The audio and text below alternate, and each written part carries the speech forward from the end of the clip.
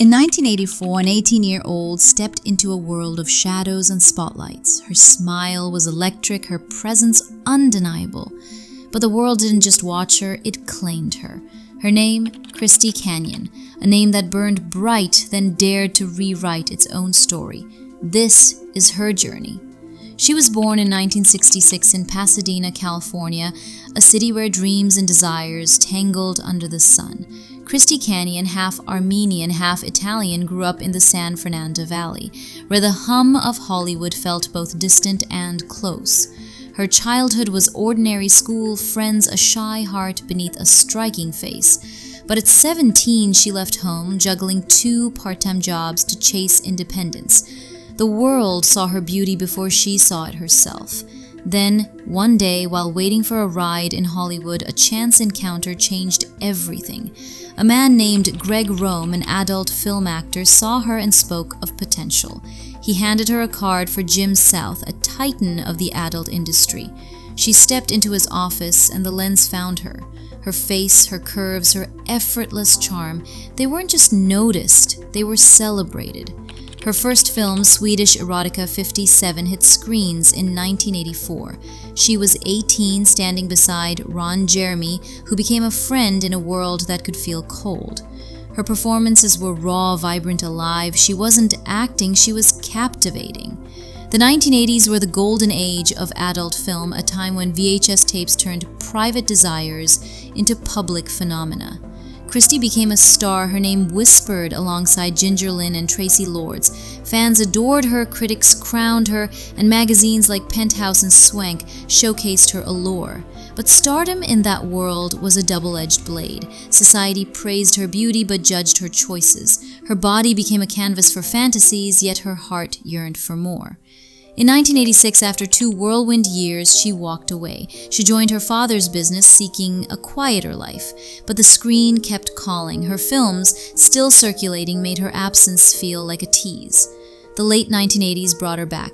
In 1989, she signed with Vivid Entertainment, a powerhouse that promised control.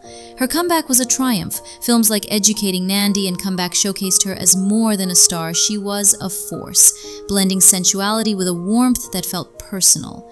Fans flooded theaters, letters poured in, and awards stacked up. She was named F.O.X.E Female Fan Favorite in 1991 and 1992. Her connection with audiences unshakable, yet the industry was changing. The video boom made adult films more accessible but also more scrutinized. Christy navigated this shift with grace, touring as an exotic dancer, her performances drawing crowds who saw her as both icon and enigma.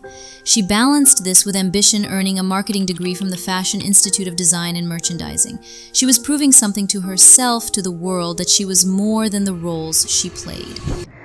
It was in one of my videos from back in 1984, and I don't even remember the guy's name. It was so unmemorable to me. But it was small. It was like, I don't know. The 1990s tested her. The industry grew rawer, the spotlight harsher.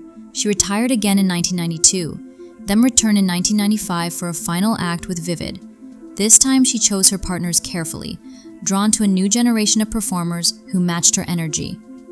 Her films from this era, like Secrets of a Mistress, were bold, polished, a testament to her evolution. But by 1997, she knew it was time to step away for good.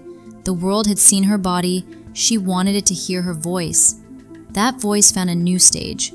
In 2003, she published Lights, Camera, a memoir that peeled back the curtain on the adult industry's glamour and grit. It was candid, unapologetic, a story of a woman who owned her past. Then came radio. From 2005 to 2011, she co-hosted SiriusXM's Playboy radio show Night Calls, her charm now reaching listeners across America. Later, she hosted Legends of XRCO, her laughter and insights bridging adult entertainment and mainstream curiosity. She wasn't just a former star, she was a storyteller, a guide, a voice for an industry often misunderstood. Society loves to box women in. For Christy, the box was labeled with desire, stigma, and expectation. Yet she refused to stay confined. She became an advocate, speaking out for performers' rights, pushing for safety and respect in an industry that often lacked both. Her work reshaped how we see adult stars.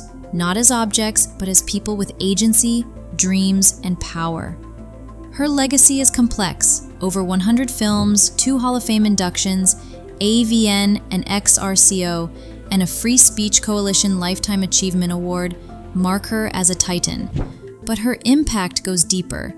She was a pioneer who navigated a world that adored her and judged her, all while staying true to herself. Fans still write to her, still see her in the VHS tapes of their youth. She's a symbol of an era when adult films were both taboo and transformative. What does it mean to redefine yourself when the world clings to your past? Christy Canyon answered with her life. She moved from the screen to the airwaves, from fantasy to reality, showing that a woman can be both celebrated and whole. Her story isn't just about fame, it's about resilience, about owning every chapter, even the ones others tried to write for her. And maybe that's her greatest gift, not the films or the awards, but the courage to step beyond the spotlight, to be seen not as the world wanted, but as she chose to be.